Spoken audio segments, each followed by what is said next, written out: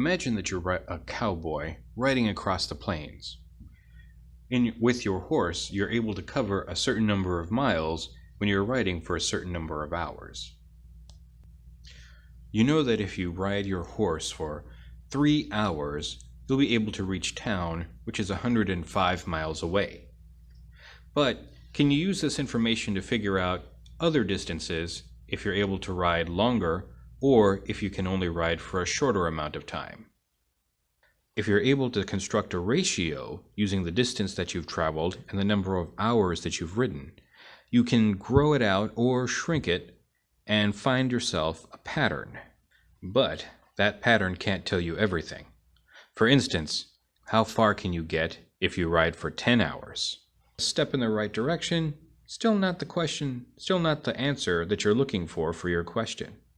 You can find the answer to your question by making a proportion. A proportion sets two ratios equal to each other. Here, we can take the original ratio of distance over time that we knew from the beginning, 105 miles over 3 hours, and we can set it equal to one of the other ratios that we have in our table, 35 miles over 1 hour. We know that these ratios are equivalent to each other because the horse is traveling at a constant rate of speed. We can also do this with any of the other ratios that we have in our table.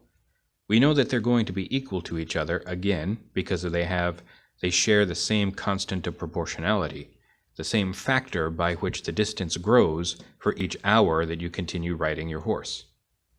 This is called a proportion, setting two ratios equal to each other because you know that they have the same constant of proportionality. You can use this proportion to find something that you don't know. In this case, the distance that you'll travel if you ride your horse for 10 hours.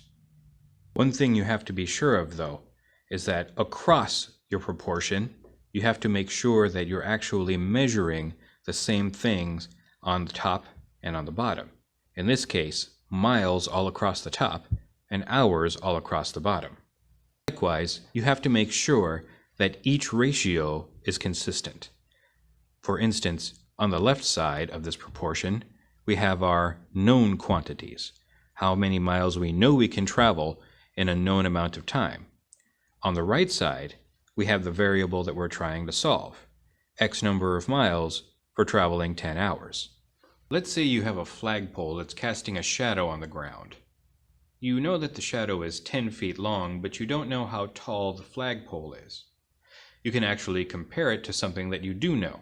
For instance, a 3-foot tall water fountain that casts a 2-foot shadow. If we're able to make sure we keep equivalent measurements equivalent, then we should be able to set up a proportion. We can actually make a table based on the fountain and the flagpole, each receiving their own row in the table, while the height of the actual object versus the shadow length each receive their own column.